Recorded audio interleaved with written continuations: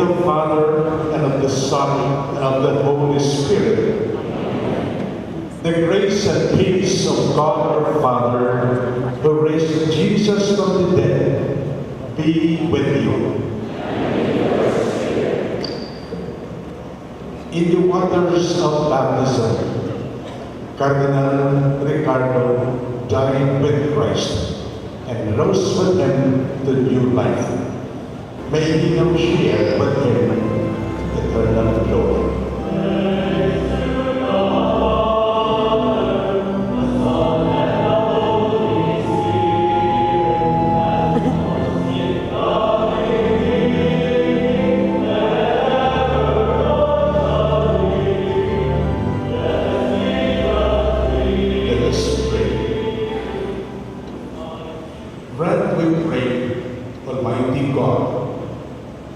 That the stone of your departed servant, Bishop Cardinal Ricardo, to whom you committed the care of your family, may, with the manifold fruit of his labors, enter into the eternal gladness of his Lord, who lives and reigns with you in the unity of the Holy Spirit, one God, forever and ever.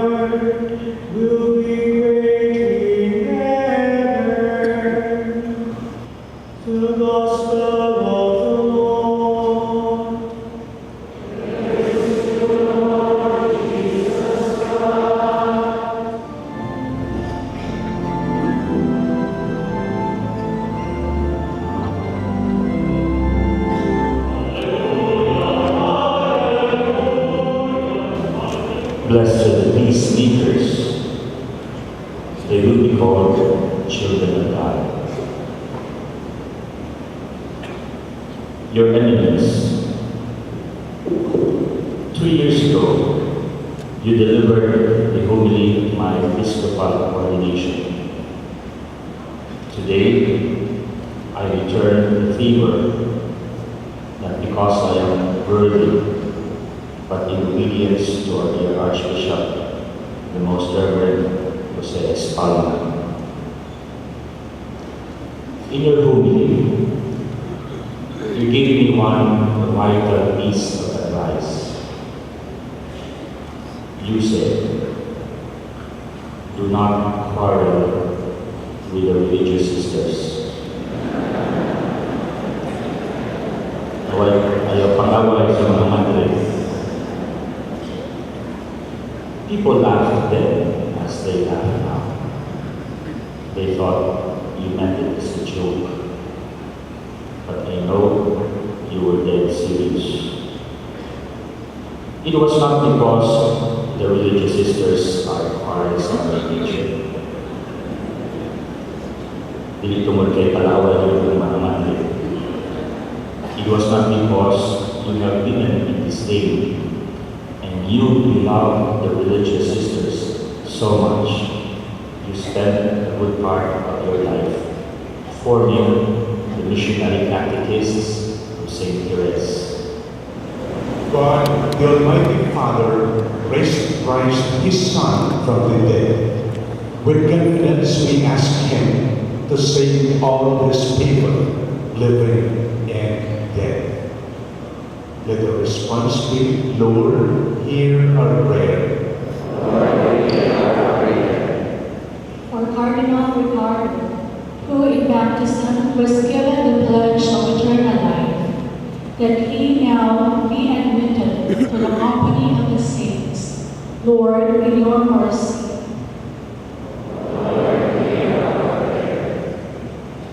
God, our shelter and our strength, you listen in love to the cry of your people. Hear the prayers we offer for Cardinal Ricardo and for our departed brothers and sisters. Cleanse them of their sins and grant them the fullness of redemption. We ask this through Christ our Lord.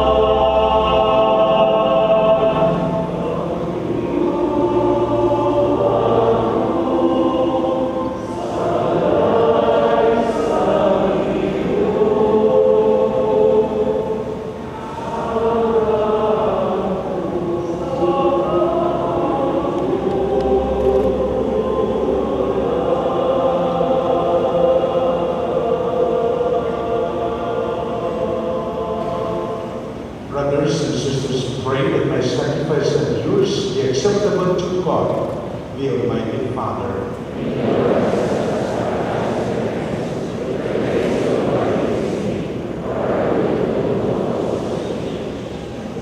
We humbly beseech you, boundless mercy, Lord, that this sacrifice, which your departed servant and Bishop Cardinal Ricardo, while in body, offered to your majesty for the salvation of the faithful, may now bring him to your pardon through Christ our Lord.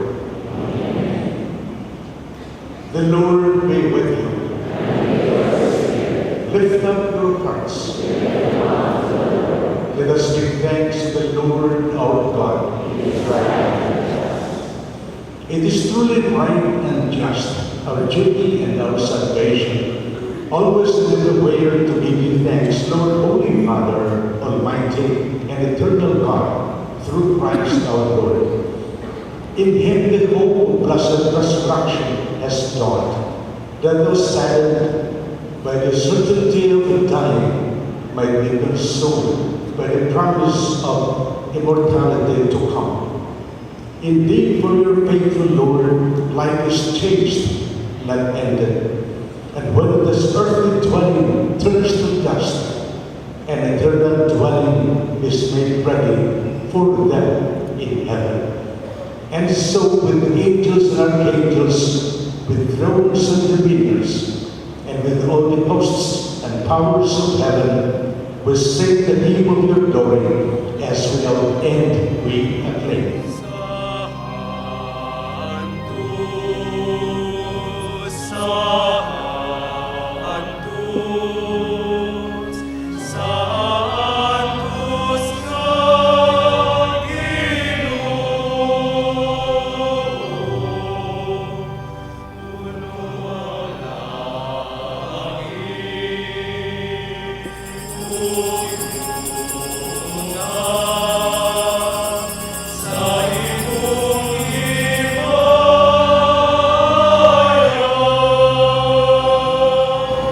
Mystery of faith.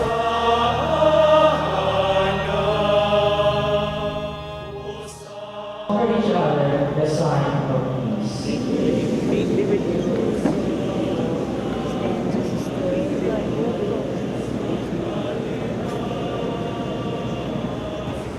Behold the Lamb of God. Behold him who takes away the sins of the world. Blessed are those called to the supper of the Lamb.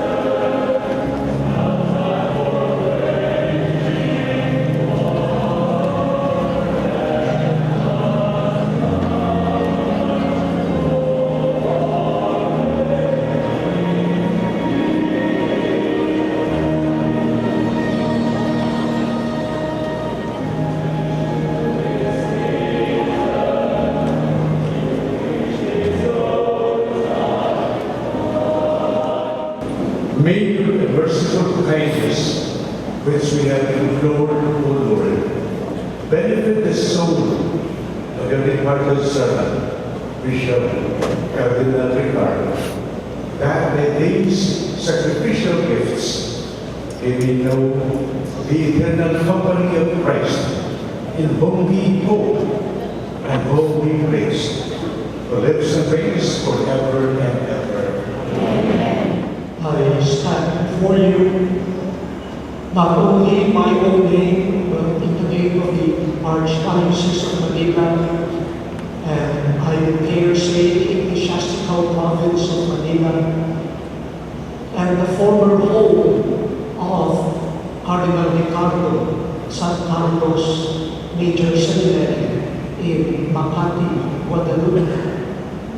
I stand before you to express our communion with the family, with the Archdiocese of Cebu, the many dioceses that Cardinal Vidal has served.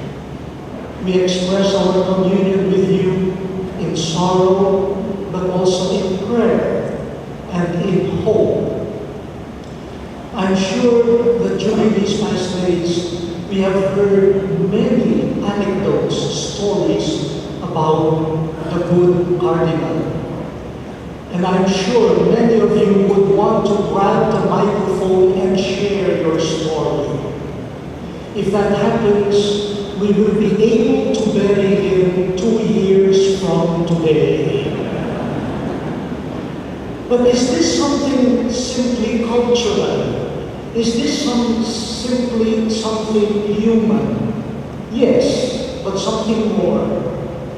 I think this very human cultural impulse to share about the life of someone affirms a basic insight of the Christian faith.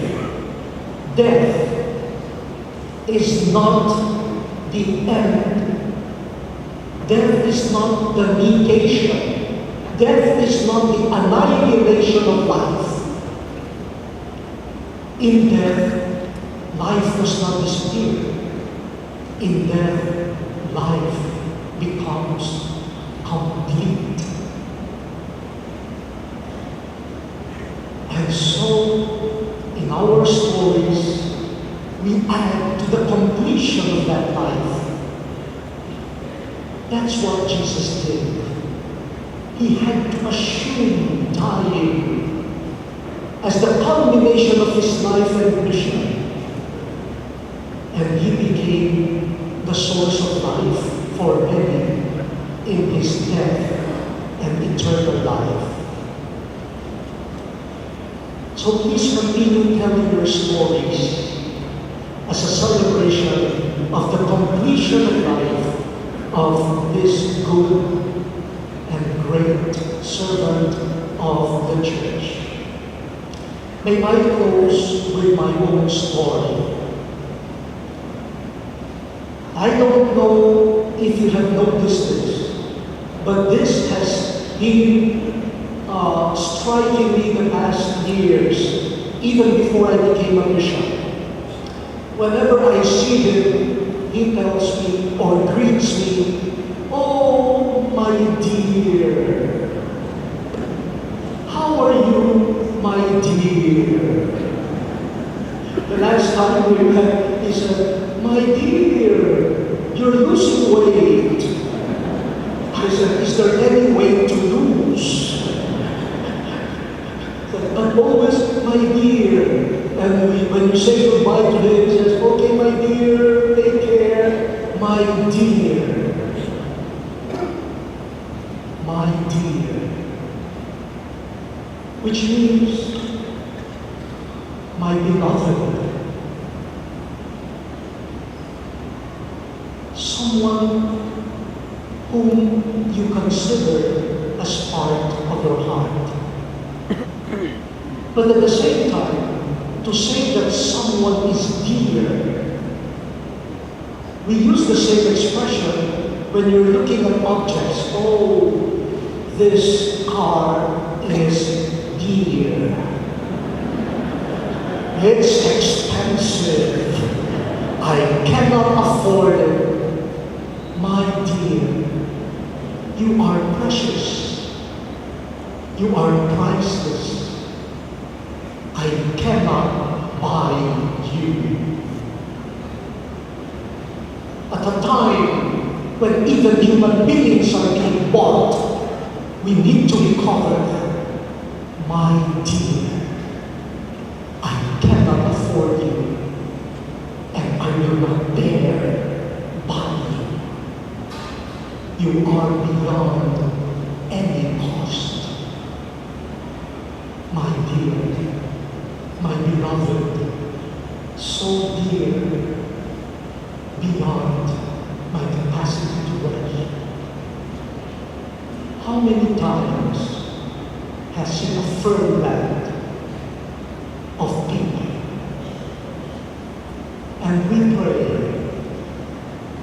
that in the eternal bliss of the Father, he would hear without end from the Father, "My dear, my beloved, my son, I am happy with you. You are beyond all price."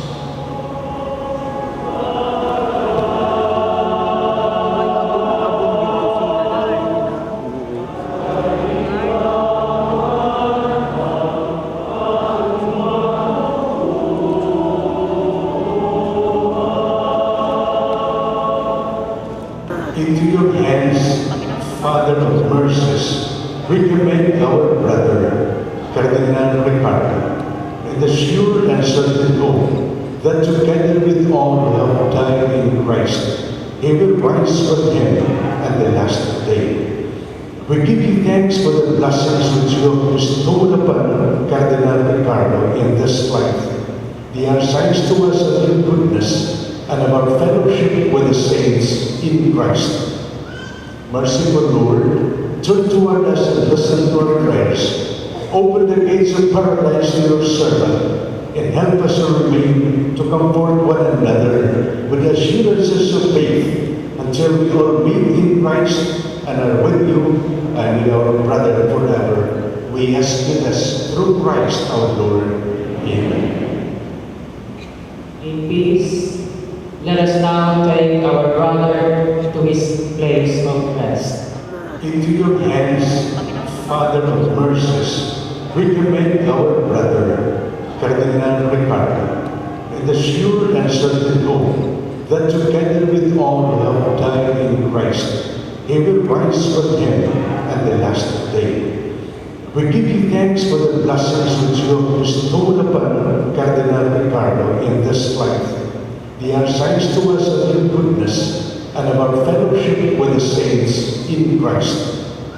Merciful Lord, turn toward us and listen to our prayers. Open the gates of paradise to your servant, and help us to remain to comfort one another with the assurances of faith until we all meet in Christ and are with you and with our brother forever. We ask this through Christ our Lord.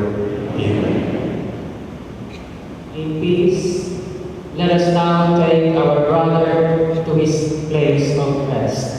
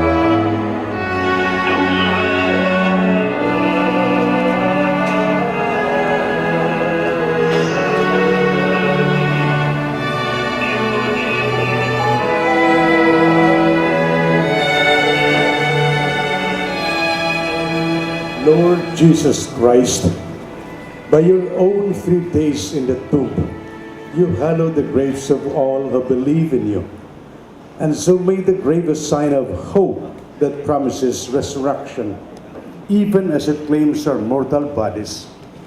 Grant that our brother may sleep here in peace until you awaken him to glory, for you are the resurrection and the life. Then he will see you face to face, and in your light will see light and know the splendor of God, for you live and reign forever and ever. Amen.